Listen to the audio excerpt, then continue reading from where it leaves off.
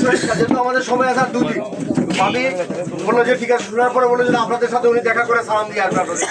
এই জন্য মানে এত কষ্ট করে এত দূরে আমরা চলে আসছি শুধু আপনাদেরকে বলার জন্য যে আমরা যে আব্দুল আল মিন্টু আপনাদেরকে মনে রাখছে, উনি বলছে আসার জন্য আমরা তাই আসছি। আমরা ধানের শীষ মার্কা নিয়ে আপনাদের কাছে আসছি। যারা এখানে বাজারে আছেন মা বোনদেরকে সবাইকে বলে দিবেন, আমাদের প্রকল্পের ভিতরে যারা আছেন সবাইকে বলবেন, মেম্বার সাহেব যেহেতু আছেন এখানে, যে আব্দুল আল মিন্টু আপনাদের এটা সম্পর্কে সব কিছু মিন্টু ভাই জানেন। আল্লাহ পাক যদি উনাকে কামিয়াব করে আপনাদের একটা ভোটের মাধ্যমে উনি যদি আগামী দিনে এমপি নির্বাচিত হয়, সহ ভাঙ্গা বাঁধ পুনর্নির্মাণ সহ এখানে যে আমাদের সুইচ গেটের যে ভেঙে গেছে এগুলো সব ইনশাল্লাহ ঠিক হবে। ইনশাল্লাহ আমাদেরকে কি করতে হবে, এই 12 তারিখে আমাদের সকলে মিলে আমরা সবাই মিন্টু ভাইকে ভোট দিতে হবে।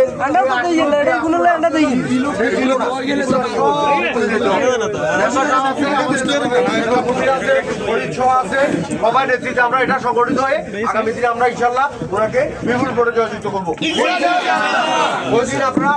ওই দিন আপনারা কাজকর্ম একটু আগে মহিলাদেরকে বলবেন, আগের দিন রান্না করে ফেলবে এবং নিজেদের কাজকর্ম বন্ধ রেখে সারাদিন শুধু আমাদেরকে দিবেন। ইনশাল্লাহ আগামী জীবন আমরা আপনাদেরকে দিব। আর আমাদের এখানে যারা আসছেন আপনাদের তো কথা বলতে